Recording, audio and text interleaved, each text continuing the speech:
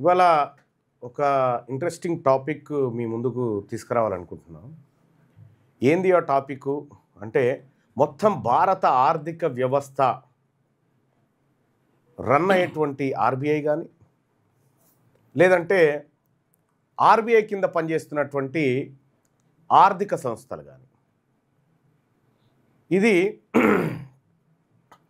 ఇవి ఏ వర్గాల కోసం పనిచేస్తూ ఉన్నాయి, ఏ వర్గాల కోసం వీటి నిధులను కేటాయిస్తూ ఉన్నాయి, ఏ వర్గాల ప్రజల డబ్బు అందులో ఉంది, ఈ అన్ని అంశాలు కొద్దిగా కులంకషంగా మనం చర్చించుకోవాలి.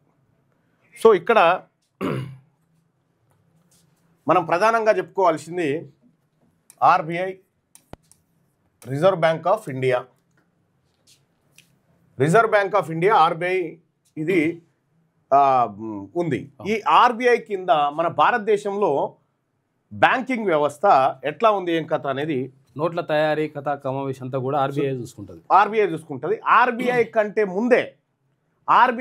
ముందే హైదరాబాద్ స్టేట్ బ్యాంక్ అని నిజాం స్థాపించింది. ఓకే, ఈ రాజ్యానికి ఈ దేశానికి హైదరాబాద్ ఆర్బీఐ కంటే ముందే ఓ బ్యాంకింగ్ వ్యవస్థ ఉంది, అదే స్టేట్ బ్యాంక్ ఆఫ్ హైదరాబాద్. సరే, అదట్టు పెడితే ఈ ఆర్బీఐ కింద 12 ప్రభుత్వ రంగ బ్యాంకులు,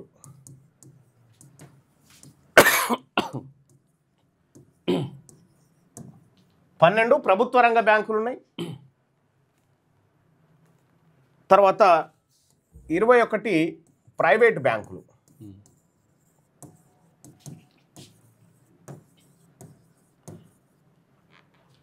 మొత్తం కలిసి 33 బ్యాంకులు మన దేశంలో సేవలు అందిస్తూ ఉన్నాయి. ఇక చిన్న చిన్న కోఆపరేటివ్లు అవి కాదు. ఇక్కడ 12 బ్యాంకులు ప్రభుత్వ రంగ బ్యాంకులు ఉన్నాయి, 21 బ్యాంకులు ఏమో ప్రైవేటు బ్యాంకులు ఉన్నాయి. ఈ 12 బ్యాంకులు ఏంటియో మనం ఒకసారి చూద్దాం, మనకు క్లారిటీ రావడం కోసం. ఇవన్నీ ఆర్బీఐ కింద పనిచేసేటువంటి బ్యాంకులు. సో దీంట్లో మనం ఏ బ్యాంకు ప్రభుత్వ రంగంలో ఉంది, ఏదేది ప్రైవేట్ రంగంలో ఉందనేది చూస్తే ప్రభుత్వ రంగ బ్యాంకులు గతంలో జాతీయం చేసేది వీటిని. అప్పుడు ఇందిరాగాంధీ చేసింది కదా బ్యాంకుల జాతీయకరణ అనేటువంటిది. సో అట్లా ఒకటి SBI, state bank of Hyderabad India, ఇప్పుడు హైదరాబాద్ ఉండే స్టేట్ బ్యాంక్ ఆఫ్ ఇండియా. ఇప్పుడు పిఎన్బి, పంజాబ్ నేషనల్ బ్యాంక్, ఇవి ప్రభుత్వ రంగ బ్యాంకులు. ఆ తర్వాత Bank of Baroda,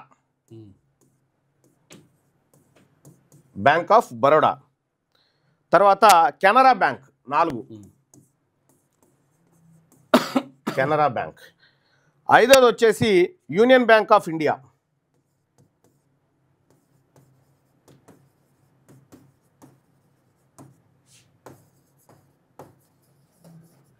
union bank of India.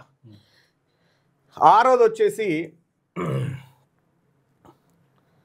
Indian bank.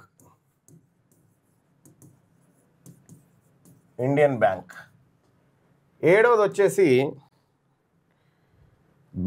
Bank of India.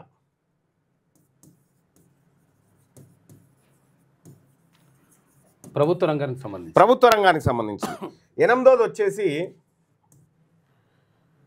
Central bank of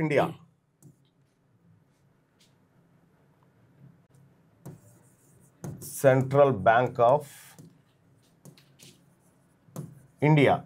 గతంలో కొన్ని బ్యాంకులని దీంట్లో విలీనం కూడా చేసింది. రైట్. ఇప్పుడు ఆ తర్వాత Bank of Maharashtra.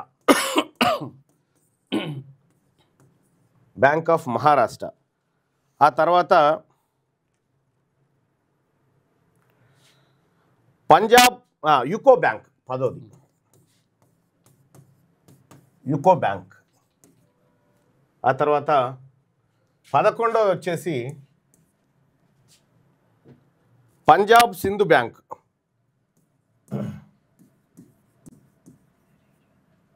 Punjab and Sind bank. Punjab Sind Gujarat అంటాం అట్లా బ్యాంక్, పంజాబ్ సింధు బ్యాంక్. ఆ తర్వాత 12వది వచ్చేసి ఇండియన్ ఓవర్సీస్ బ్యాంక్.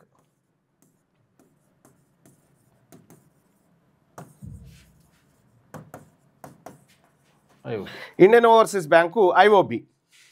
ఈ 12 బ్యాంకులు ప్రభుత్వ రంగ బ్యాంకులు. సో ప్రైవేట్ బ్యాంకుల గురించి కంటే మనం ఈ ప్రభుత్వ రంగ బ్యాంకుల గురించి మాట్లాడుకోవాలి. ఇప్పుడు ఈ 12 బ్యాంకులకు సంబంధించి ఆర్బీఐ పూర్తిగా నియంత్రిస్తూ ఉంటుంది. ప్రైవేట్ బ్యాంకులను కూడా నియంత్రించినప్పటికీ వాటికి కొంత స్వేచ్ఛ ఎక్కువ ఉంటాయి వాటి వ్యాపారం చేసుకోవడానికి. సో ఇక్కడ ప్రైవేట్ రంగ బ్యాంకులు ఉదాహరణ కొన్ని చెప్తా.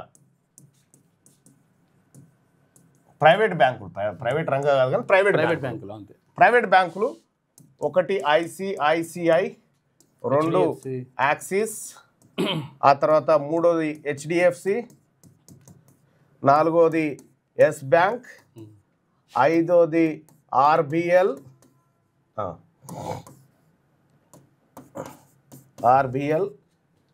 ఇట్లా దాదాపుగా 21 బ్యాంకులు ఇక్కడ ఉంటాయి. మనకు 21 బ్యాంకులు ఉంటాయి. ఇందులో Dhanlaxmi Bank, Federal Bank, City Union Bank, CSB Bank, Bandhan Bank, ఆ తర్వాత Karur Vysya Bank, Kotak Mahindra Bank, National Bank, ఆ తర్వాత సౌత్ ఇండియా బ్యాంకు, ఆ తర్వాత ఎస్ బ్యాంకు, ఐడిబిఐ, ఇట్లా ఈ బ్యాంకులు ఉంటాయి. 21 బ్యాంకులు ఇవి ఉన్నాయి. సో ఈ 21 బ్యాంకులు ఏవైతే ఉన్నాయో ఈ 21 బ్యాంకులు ఎవరి అయ్యా అని చెప్పి చూస్తే ఈ 21 బ్యాంకులు ఎస్సీ ఎస్టీ బీసీ వాళ్ళే ఎన్ని ఉన్నాయో చూద్దాం.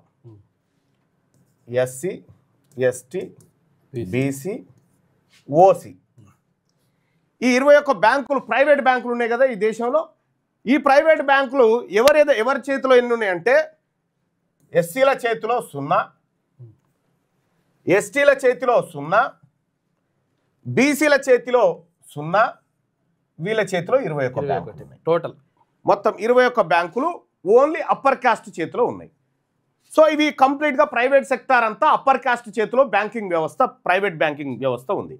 ఇక్కడ ఉన్నటువంటి ఈ 12 బ్యాంకులు జాతీయ బ్యాంకులు ఏవైతే ఉన్నాయో ప్రభుత్వ రంగ బ్యాంకులు, ఈ ప్రభుత్వ రంగ బ్యాంకుల్లో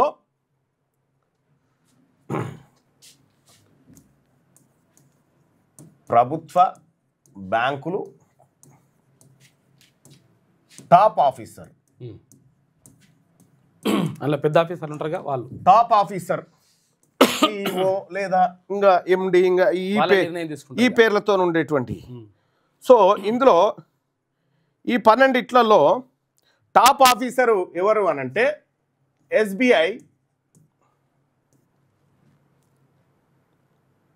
చైర్మను చల్లా శ్రీనివాసులు శెట్టి.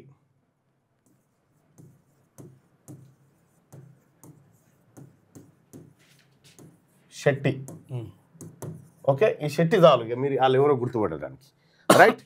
ఇక తర్వాత పంజాబ్ నేషనల్ బ్యాంక్ పిఎన్బి, దీనికి ప్రస్తుతం అతుల్ కుమార్ గోయల్,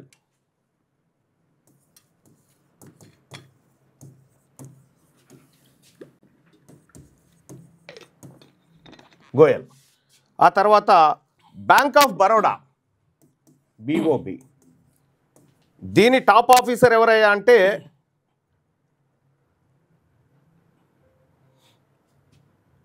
దేవదత్త చంద్.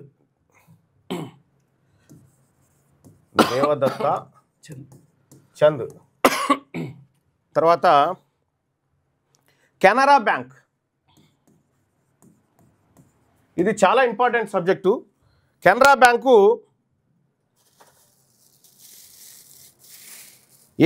మణిమేకలై,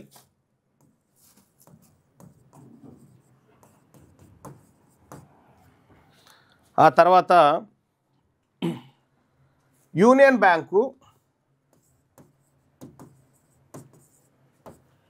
బ్యాంక్ వచ్చేసి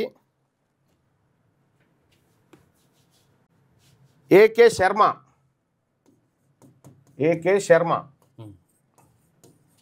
తర్వాత ఇండియన్ బ్యాంకు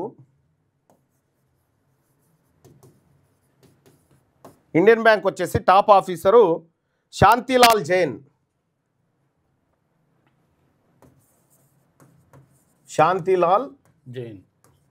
జైన్. ఆ తర్వాత బ్యాంక్ ఆఫ్ ఇండియా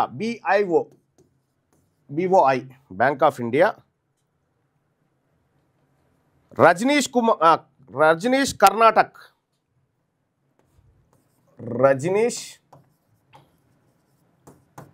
కర్ణాటక 1 2 3 4 5 6 7 7 వచ్చినాయి కదా, ఇంకా 5 రావాలి. ఇంకా 5 ఇట్లలో సెంట్రల్ బ్యాంక్ ఈడ రాద్దాం. Central bank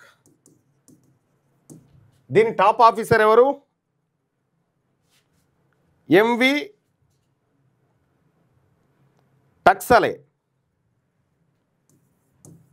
MV టక్సలే. ఆ తర్వాత Bank of Maharashtra, bank of Maharashtra దీనికి ఏఎస్ రాజీవ్, ఏఎస్ రాజీవ్. ఆ తర్వాత యూకో బ్యాంక్, యూకో బ్యాంక్ ఎవరు టాప్ ఆఫీసరు? స్వరూప్ కుమార్ సాహా. స్వరూప్ కుమార్ సాహా. స్వరూప్ కుమార్ సాహా. ఆ తర్వాత పంజాబ్ అండ్ సింధ్ బ్యాంక్,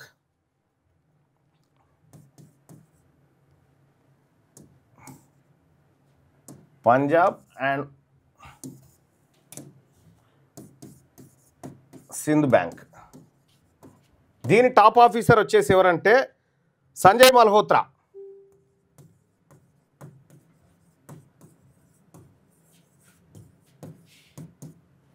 సంజయ్ మల్హోత్రా. ఆ తర్వాత Indian overseas bank Ajay Kumar Das, IOB.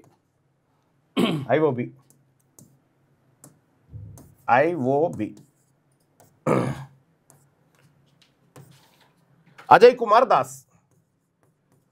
వచ్చినాయి 12 వచ్చినాయి. రైట్. ఇవి గవర్నమెంట్ బ్యాంకులు కదా.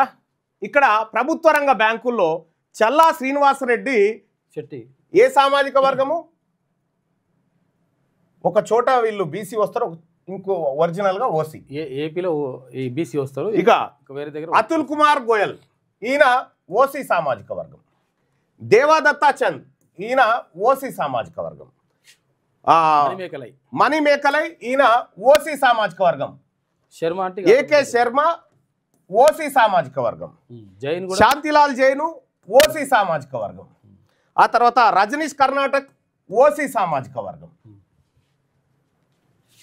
వీళ్ళు ఓసీఏ, వీళ్ళు ఓసీఏ, వీళ్ళు ఓసీఏ, వీళ్ళు ఓసీఏ, వీళ్ళు ఓసీఏ. మొత్తం ప్రభుత్వ రంగ బ్యాంకులు ఏవైతే 12 ఈ దేశంలో ఉన్నాయో, ఈ దేశంలో ఉన్నటువంటి ప్రతి బ్యాంకుకు టాప్ ఆఫీసర్ అంతా ఓసీలే. ఇక ఇప్పుడు మనం ఆర్బీఐ కాడికి పోదాం. ఆర్బీఐ కాడికి పోవాలి మనం. Reserve bank of India, RBI ఏం చెప్తుంది? ఈ బ్యాంకులలో ఉండే డబ్బులన్నీ ఎవరి? ఈ బ్యాంకులలో ఉండేటువంటి డబ్బులన్నీ ప్రజలయ్యే. ఒక్క రూపాయి కూడా వాళ్ళ సొంత డబ్బు కాదు. ప్రజల దగ్గర ఉన్న డబ్బంతా ఈ బ్యాంకులలో ఉంటుంది. ఈ బ్యాంకులలో పెట్టేటువంటి డబ్బు ఉంది కదా. ఇప్పుడు ఆర్బీఐ ఏం చెప్తా ఉంది? ఆర్బీఐ ఏం చెప్తుందంటే, ప్రజల డబ్బు మీ బ్యాంకులలో ఉంది కదా, ఆ బ్యాంకులలో ఉన్న డబ్బును ఏ రంగాలకు ఎంత లోన్ల కింద ఇవ్వాలని చెప్తుంది. ఏ రంగాలకు? సపోజ్ ఎస్బీఐ ఉంది, state bank of Hyderabad India ఉంది. ఈ స్టేట్ బ్యాంక్ ఆఫ్ ఇండియాలో ఒక 100 రూపాయలు ఉన్నాయి అనుకుందాం, ఉదాహరణ. 100 రూపాయలు ఉన్నాయి దీని దగ్గర డిపాజిట్లు. ప్రజల సొమ్మంతా ఆలో ఒక రూపాయి, ఆలో ఆటను, ఆలో రూపాయి పెట్టిగా. ఇందులోంచి ఎస్బీఐ ఏం చెప్తా ఉందంటే, అప్పియాలనుకుంటే 40% అంటే ఇందులో 40 రూపాయలు, 40 రూపాయలను ప్రాథమిక రంగాలకు రుణాలుగా ఇవ్వాలని ఉంది. ప్రాథమిక రంగాలకు, వ్యవసాయము లాంటివి.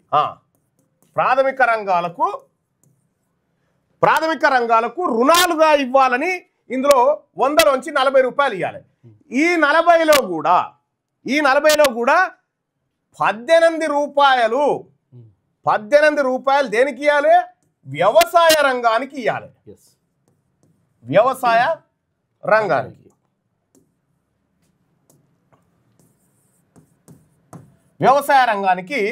లోన్లు ఇవ్వాలన్నట్టు, రుణాలు ఇవ్వాలి. ఈ 18లో కూడా ఆర్బీఐ చూడు, అంబేద్కర్ ఆలోచనతో పెట్టినట్టు ఈ 18లో కూడా 10 రూపాయలు చిన్న సన్నకారు రైతులకు ఇవ్వాలి. ఎస్, చిన్న రైతులకు అంటే తక్కువ భూమి కమతాలు ఉంటాయి కదా, వాళ్ళ రైతులకు ఇవ్వాలని. అంటే వీళ్ళు ఇంపార్టెంట్, వీళ్ళు పెట్టుబడి పెట్టలేరు కాబట్టి చిన్న సన్నకారు రైతులకు కనీసం పక్కా 10 రూపాయలు ఇవ్వాలనేది ఆర్బీఐ ఈ రాష్ట్రంలో ఉన్నటువంటి ఈ దేశంలో ఉన్నటువంటి ప్రభుత్వ రంగ బ్యాంకులకు కొన్ని గైడ్ లైన్స్ జారీ చేసింది. ఎస్, ఇంతవరకు క్లియర్ ఉంది కదా. ఇక నెక్స్ట్ పోదాం. మరి తెలంగాణ రాష్ట్రంలో ఉన్నటువంటి బ్యాంకులు, ఈ చిన్న సన్నకారు రైతులు అంటే ఎవరు? బీసీలు, ఎస్సీలు, ఎస్టీలు, అంతే. ఇదే బ్యాచ్ వీళ్ళకి ఇవ్వాలి. పెద్ద వ్యాపారస్తులని ఇంకొకరు ఉంటారు, ఇందులోనే వ్యవసాయ రంగం మీద బిజినెస్లు చేసే వ్యాపారులు ఉంటారు. ఇప్పుడు మనం చూడాల్సినటువంటిది ఏంది ఇందులో అంటే,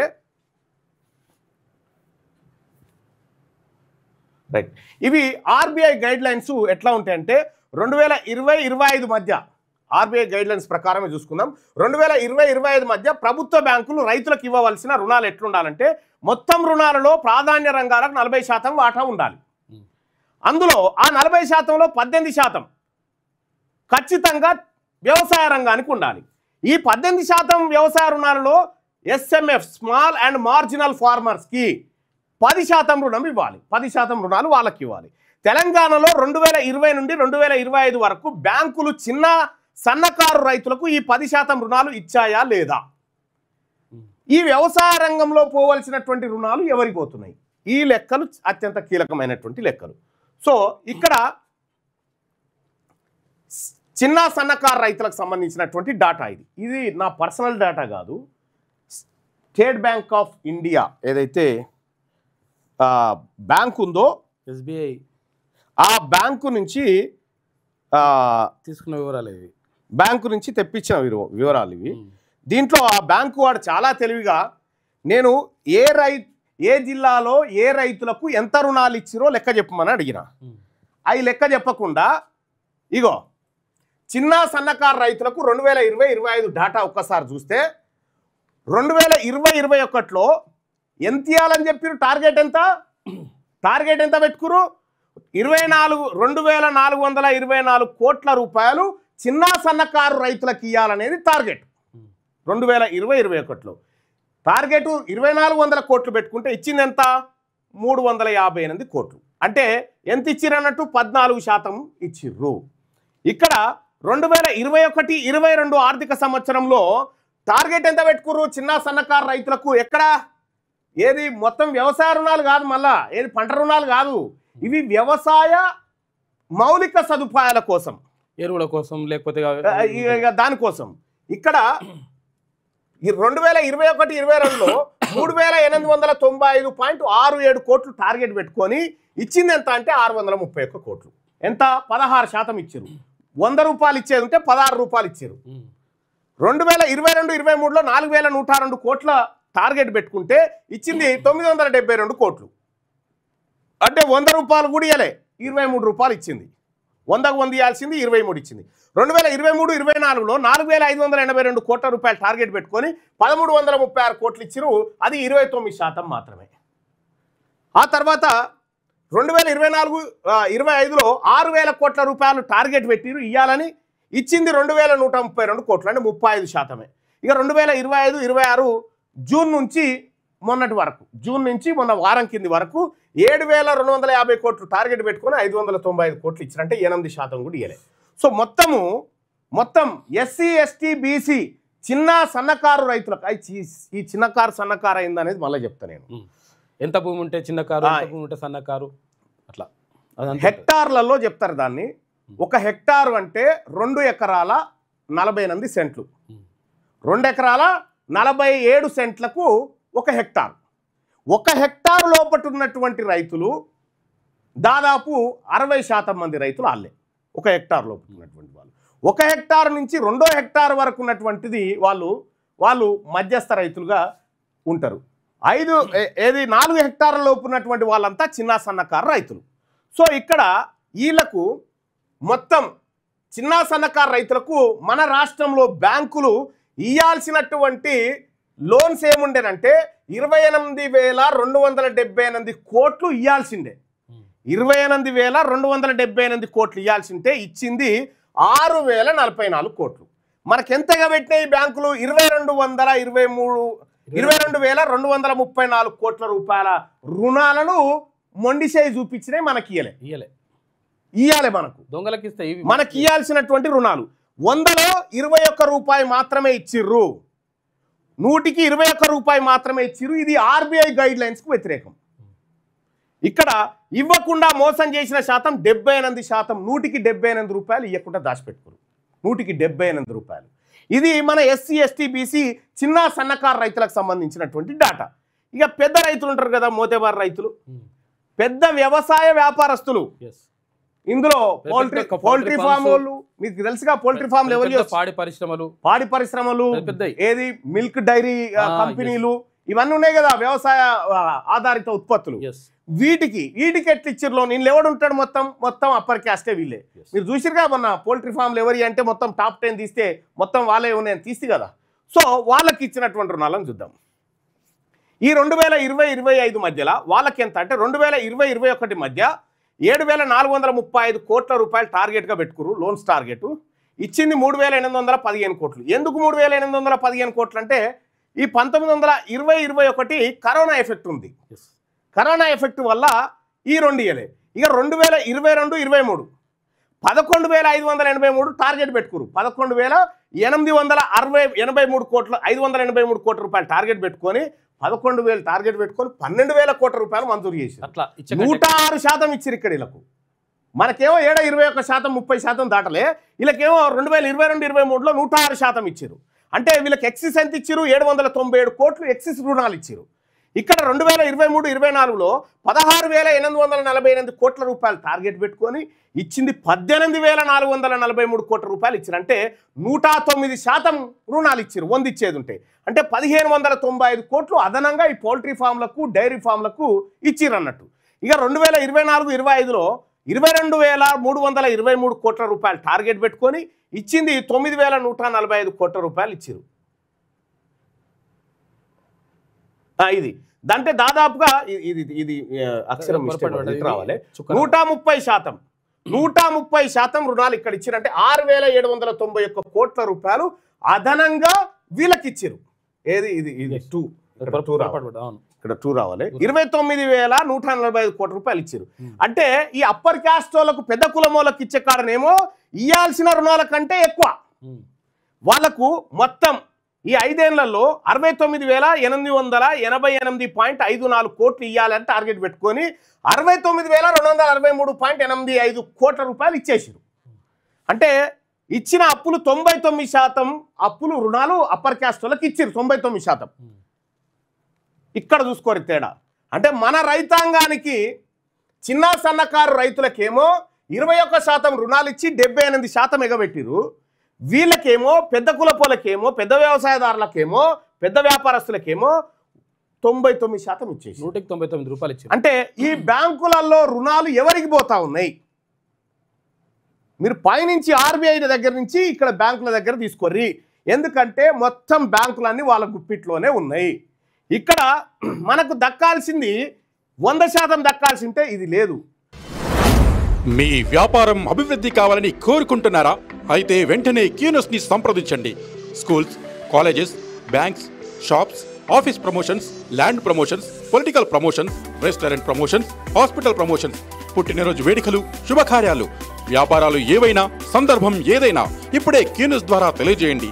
మీ వ్యాపారాన్ని అభివృద్ధి చేసుకోండి.